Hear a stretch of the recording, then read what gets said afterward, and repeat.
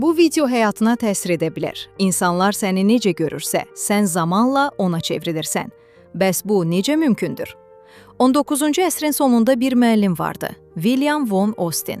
O inanırdı ki, heyvanlar oxuya və hesablaya bilər və bir gün bunu sübut etdiyini düşündü. Onun atının adı Ağıllı Hans idi. Bu ad suallara cavab verirdi, hesablayırdı, hətta tarix deyirdi. Demək olar ki, səhv etmirdi. İnsanlar heyrətə düşmüşdü. Hamı inanmağa başladı ki, bu ad həqiqətən dahidir. Amma bir psixoloq, Oskar Fungst, bu hadisəni araşdırmağa qərar verdi və həqiqət tamamilə fərqli idi.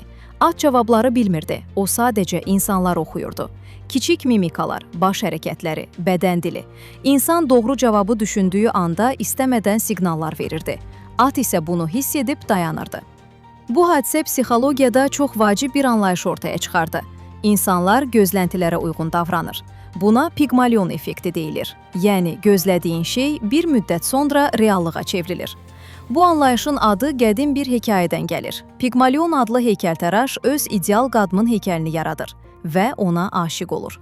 Rəvayətə görə bir möcüzə baş verir və heykəl canlanır. Yəni, inanılan şey gerçəyə çevrilir. İllər sonra bu ideya elmi olaraq da sübut edildi. 1968-ci ildə aparılan bir təcrübədə müəllimlərə bəzi şagirdlərin daha ağıllı olduğu deyildi. Amma bu əslində təsadüfi seçilmiş uşaqlar idi. Bir müddət sonra həmin uşaqlar həqiqətən daha yaxşı nəticə göstərdi. Çünki müəllimlər onlara daha çox diqqət verdi, daha çox inandı və daha çox dəstək oldu. Eyni şey iş həyatında da baş verir. Birinə potensiallı kimi yanaşanda ona daha çox fürsət verirsən. O da inkişaf edir. Amma gözlənti aşağı olanda insan da zəifləyir. Performans düşür. Burada ən vacib məqam balansdır. Həddindən artıq gözlənti insanı sındıra bilər. Sonda isə bir həqiqət var. Fərq etmir başqaları ya özün. İnandığın şey sənin reallığına çevrilir.